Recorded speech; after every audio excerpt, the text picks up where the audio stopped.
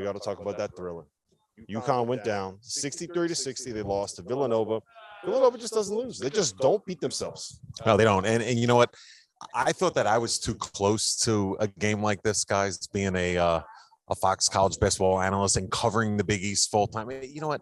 I'm getting a little dramatic right now, but I'm walking around saying, what's better, the Sweet 16, the Elite Eight, or the semifinals, Madison Square Garden, making it to the finals, championship Saturday, and then literally 5 minutes later, Jay Wright's talking like that in the postgame press conference. There's just nothing like this type of atmosphere, the juice that was here in the second game tonight, and then just the way that Jay Wright's Wildcats play the basketball and do the little things.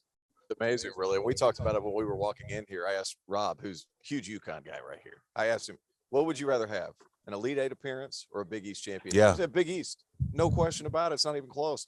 And the fans acted that way. It was a tremendous atmosphere. I thought it was a UConn home gym there for a little while, and then Villanova's fans brought it. An unbelievable. Well, you know what it was? I was telling Matt Norland, who just photobombed us in the background there. It wasn't all Villanova fans. Half of that noise was Providence fans that they just didn't want UConn to win. That's really all it was. That's a great point too. Let's talk about what actually happened in that game. You cover this league full time, and you are Big East.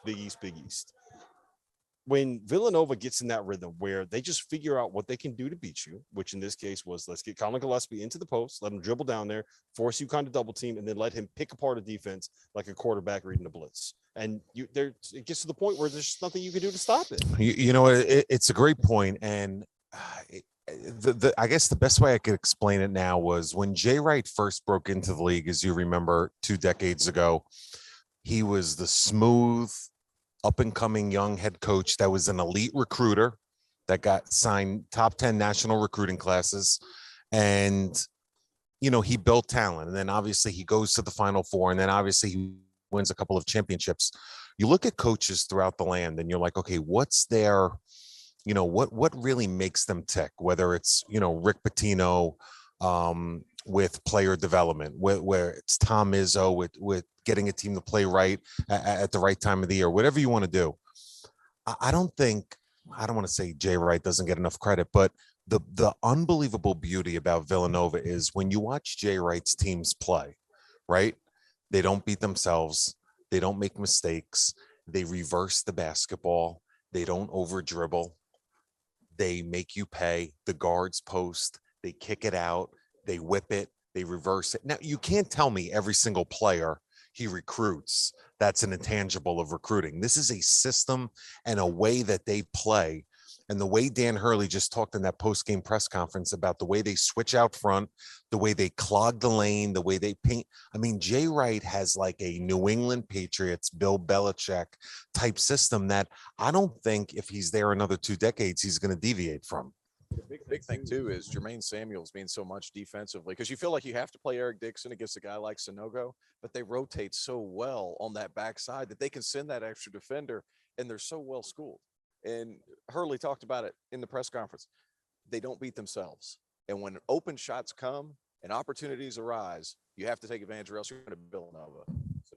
Sanogo with 2 missed layups. It was more than 2 missed layups. Well, 2 in a row. Excuse me. Those are the ones that stuck out. 2 missed layups in a row.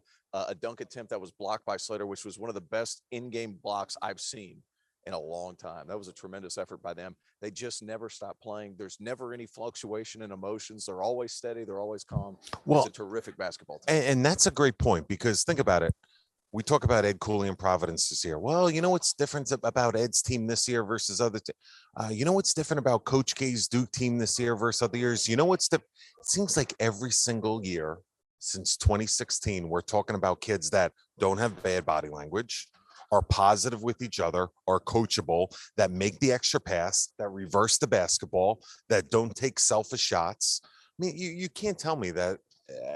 It's unbelievable, the culture of this program. Well, I mean, you say that since 2016. It's been the same team since 2016. Colin Gillespie got on the roster. It seems like he's been there 9 years. He's been there forever. He's 29 years old. Can we get this guy out of the Big East, please? At some point, can we get him out of the Big East? The guys behind UConn, they were complaining that Gillespie needed to get a job in finance. Like it was enough was enough. It goes a part of this too. You mentioned about Jay Wright being a tremendous recruiter. He's gone about his recruiting differently. They're no longer Great point. getting McDonald's All-Americans. It's a great They're getting point. those 3 and 4 star kids, and they're hanging on to them for 4 years or 5 years. I mean, Gillespie's been there for 5 years, but it's a product of the system that they get to stay in it. And guys aren't transferred. They have one transfer, right? Caleb Daniels is the only transfer, correct? So it's the same guys, and he's nurtured them into these machine-like animals.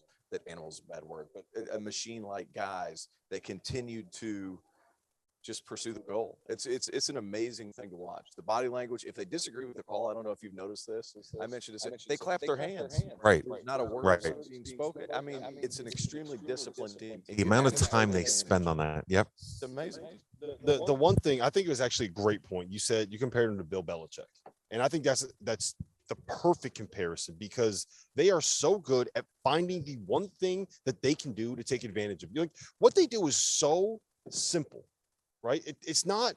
There's nothing complex about what they run. All they did tonight, the way they worked in the second half, was they got Colin Gillespie getting downhill.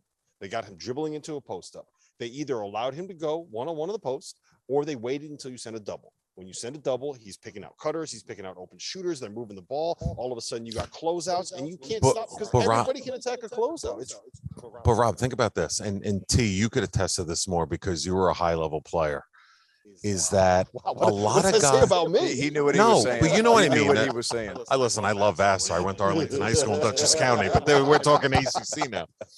But a lot of coaches will pontificate about the way you're supposed to play basketball, but then you go to their practices And they micromanage. they micromanage, or they're letting like X, Y, and Z go. When you go to a Villanova practice, when you go to a Villanova shoot around, there's times to where you feel like you're in the movie Hoosiers. Mhm. And it goes to your point about keeping it simple. Shot fake, dribble penetrate, jump stop, kick it, revert. You ever watch Jay Wright on the sidelines? I bet you about 9 or 10 times a day he tells his guy, shot fake, shot fake. And we all know that that's the bread and butter of their half court offense. And the simpleness is in the pudding. Yeah, I do want to make one point before we talk about Creighton Providence about UConn. I thought that they played really, really well. But the thing that has kind of come up and bitten them in the behind all season long has been they leave points on the board, and it's the simple mistakes and not there's a couple examples, and I don't want to throw these kids under the bus because they played their asses off. They did. Like, if there's a single UConn fan that isn't thoroughly proud of watching that team play tonight, then they need to recheck their fandom. But the missed dunk down there by Andre Jackson, he had a wide open dunk. It ended up, they called it off of Villanova. It wasn't off of Villanova. We had the three on the wing where Tyler Polley stepped out of bounds. You had the alley-oop down here that ended up being T.O. saving the UConn fan sitting behind him from getting hit in the face with a ball. You had Adama Sanogo missing 5 layups in the second half. You had the missed free throws. Like, you cannot, their biggest thing is they leave points on the board. You cannot leave points on the board. And you know what? And someone tried to tee Danny up on that in the post-game presser, and I thought he handled it great. He backed Sanogo. He goes, listen, I'm not going to micromanage a guy that's top 5 going for the Kareem Abdul-Jabbar award. He backed his guys wholeheartedly. About 3 minutes, he came out afterwards, and I gave Danny a hug. I've known him since we're working basketball camps together 20-something years ago, and he gave me a hug. He got close, and he said, how many chippies did we miss tonight? You know what I mean? So he's even acknowledging, without watching the film yet, quick 10 minutes after the game emotion, that they missed some chippies. But I think that's what they are. That's what they've been all season long. And it's kind of, it comes with the territory, T.O. Like, this is their identity is as a team that is going to win games because they are so much more aggressive on the offensive glass, and they're so much more aggressive defensively, and they're going to create transition opportunities, and they're going to be able to out physical and out tough you and do everything they did yesterday defensively that just wowed us, right? Well, when Coach came on the show last night, he was talking about, well, our offensive rebounding and our defense is going to be able to keep us in games. Imagine what's going to happen if UConn has that game where they don't miss those chippies. They lost by 3 tonight. And I think they might have missed 10 points worth of easy. Also, don't you feel that there's a certain element and a factor to what we saw tonight of these kids know each other so well. Yeah. These two coaching staffs know each other so well. Good luck preparing for UConn in 72 hours with those guys crashing the offensive glass, with these type of size perimeter guys switching out front. I think UConn's going to be a tougher matchup when they get out of Big East play and start playing on a neutral floor in the tourney. Yeah, I'm not worried about it at all. Like, look, bottom line is this. You lost to Villanova in the in the Big East tournament in a game that you had a chance to win. That's all you can ask for. And if your best player, Adama Sanogo, first team All Big East, he's not going to miss that many layups all that often. And if you're betting on whether or not Adama Sanogo is going to make those shots to beat Villanova, you're going to win that bet more often